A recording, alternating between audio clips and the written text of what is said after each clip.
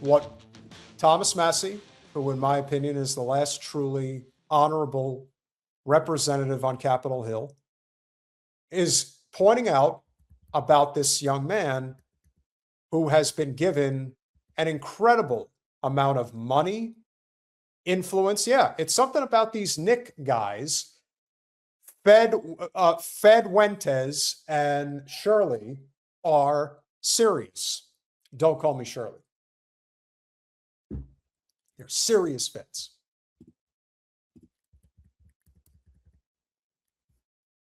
Here we go. It'd be a bit shocking. Remember when I went and exposed the adult daycare scam inside New York City? These adult daycares were billing for an impossible amount of patients inside of Flushing, Queens for adult daycares. For instance, this guy right here operated an adult daycare that received $44 million of your taxpayer dollars. I exposed it plain and simple, and Governor Hochul in Miami absolutely went completely silent.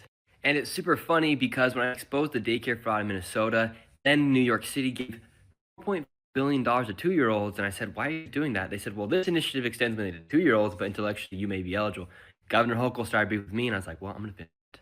Well, now it turns out that Governor Hochul is receiving donations from these adult daycare scammers in New York City.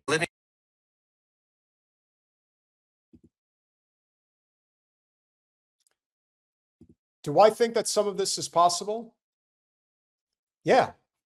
This is politics. This is the dirty business of politics. One hand washes the other. I grease your wheels, you grease my wheels. I give you money, I give you a lot of it. I get the contract for the daycare centers in Queens. Largest Chinese population in the United States, I'm pretty sure, is in Queens. But they're turning this into, some type of a clandestine operation. And guys, we have over 500 people watching now. If you haven't smashed that like button yet, please make sure that you do. I am going to emphasize this again. I don't want people here if they're not going to hit the like button, because it's the least you can do to help our channel. It doesn't cost anything. Please hit that like button. Surely we can't be serious, but we are. We're very, very serious. Now, is it possible that what Shirley is talking about here is the truth? That this is actually going on? I'm sure. I'm not going to outright dismiss it and say that it's not possible. Let's continue. Well, now it turns out that Governor Hochul is receiving donations from these adult daycare scammers in New York City. Living Well received $8.6 million in 2025, and on their peak they billed the state for 406 beneficiaries. My name's Nick Shirley. Well, Kathy Hochul received over $55,000 from these adult daycares in New York City. Yes, this guy right here has been actually donating to Kathy Hochul. So the reason why these politicians get so mad at me when I expose the fraud is because I'm exposing the very dollars that benefit them and their political agendas inside of their own state. You see, the problem with Nick Shirley is that he's an agent of the Trump administration and the GOP. See, he doesn't do any of this regarding any of their crimes. I have no problem exposing the actual criminal behavior that these guys are doing. I think it's very reasonable to want to cover this type of stuff. At the same time, you're only telling part of the story. This is no different than the shitlibs who want to talk nonstop about the crimes of the Trump administration, yet never address anything that the Democrats do. Because again, it's two sides of the same bird. They're all doing the same thing. We don't have publicly funded elections. So, ergo, with rare exception, if you run for office, especially if you are the governor of New York, it costs a lot of money, and the donations are going to expect you to respond in kind. I give to you, you give to me. That's how this works. So, is it possible Shirley's onto something here? He could be, but there's more to it than what currently meets the eye. He's not telling you the full story. Does he ever? No, he's only telling you part of it. And when he's been confronted, he squirmed like a little bitch. I've seen it happen. politicians have learned that fraud is the best way to gain control of a large group of a population, because why would a group in a community cut off the hand that feeds them? More specifically, why would any community ever vote against somebody who is giving them money no matter what? We have so much money here inside the United States that we are able to hand millions upon millions of dollars and no one will even notice. And now that somebody's looking and these politicians are being exposed, they're all freaking out, and Hochul is one of them. Now, he's not the only one, because as it turns out, Thomas Massie decided to call out Mr. Shirley, and rightfully so.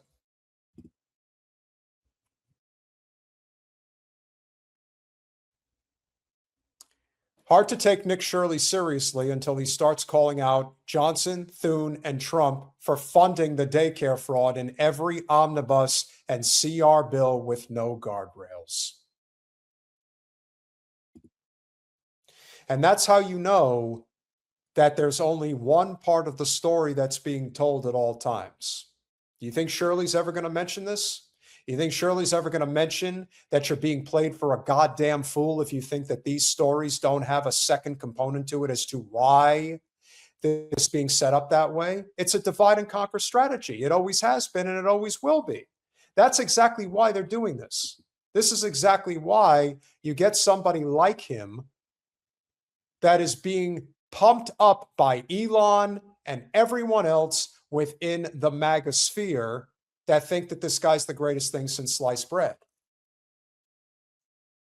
And of course, everyone comes after Massie saying that he's wrong. No, he's not.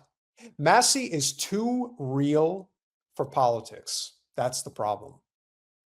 Being this honest and exposing the system this blatantly, this brutally, it should wake everybody up.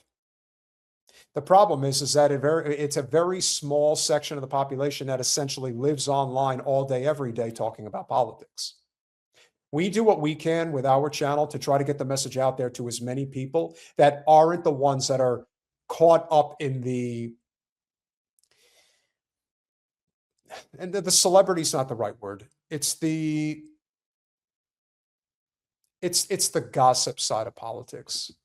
It's the dirty side of it. It's the tug of war. That's not what we do. And it never will be. And we know for certain that Mr. Shirley is definitely not who he says he is, because then you see things like this. Now, I will always point out that there's a few things about Nutlick that can't be denied. The first one is that he was the CEO of Cantor Fitzgerald in the North Tower on 9/11. And much like Larry Silverstein, just decided not to show up for work that day, even though they had been to work in the towers every day for many, many years. His fake crying on TV. The fact that there's never been a formal investigation into Cantor Fitzgerald and any of the whereabouts of what he may have been involved in. The fact that he was Jeffrey Epstein's neighbor all those years on Palm Beach Island. This never gets talked about. A person like Nick Shirley does not pose for a photograph like this with Nutlick unless he's in the club. It's that simple.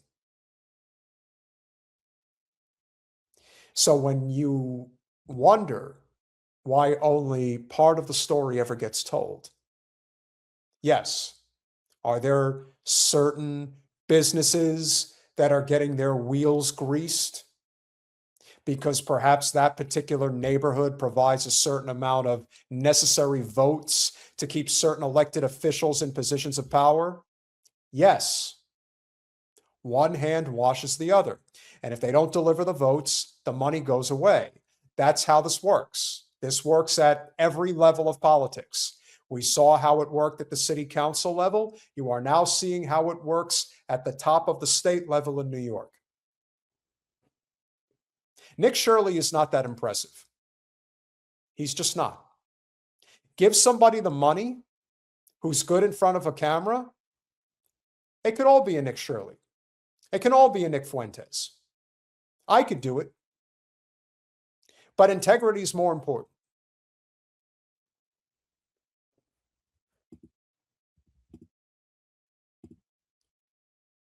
Yep. Everything and everyone at this level seemingly has a price. And that price is, I don't know, eternal damnation, if that exists. But here in this world, they want to rule. And in some cases, they're willing to do it by any means necessary. There is no limit to what they will and will not do. It is a shame. But again, the photos don't lie. The stories don't lie. Why people are obsessed with somebody like Nick Shirley, I will never understand. But maybe, just maybe, people really aren't. Maybe the truth is, Nick Shirley simply exists because the establishment allows him to. And people are taken in by it. I've told the story before about how I went to a notary office in Davie when Jen was running the second time, and I saw that the whole place was basically a shrine to Trump. And when I walked in the door, I told them, you know, you really got a really great place here. It's a really great place. And she was so convinced at my ability to emulate Trump that she called her sister almost like a prank to get me on the phone with her to start doing my Trump impression. And I did it. And I told her, you're a really great girl. And she starts crying. She starts having I love you, Trump. You mean so much to me. Too many people are taken in by the celebrity. They're taken in by the need, as Jen says, for upper management, having people tell them what to do. If the MAGA base tells people to listen to Nick Shirley and his propaganda, people are going to listen to it, and they're going to boost him, and they're going to prop him up because they know, as one hand washes the other in politics, Nick Shirley's going to do his job. He's going to do exactly what he's told. He's young, he's impressionable, and he's making an ungodly amount of money doing it. So naturally, he don't want to lose that position. Who would? That's how Josh Kushner got where he is. Young, impressionable, criminal enterprise, connections to Israel, and everything in between. That's how you get there. And that's how you stay there. You have to understand the rules, of course. You don't play by the rules, you're out. They understand the rules. Those that manage to stay there for a very long time, they know the rules. And that's how he got there. And that's why he's staying there. But maybe, just maybe, with the likes of Thomas Massie, enough people will start to see through it, where the work will never be as effective as it once was. Here's hoping.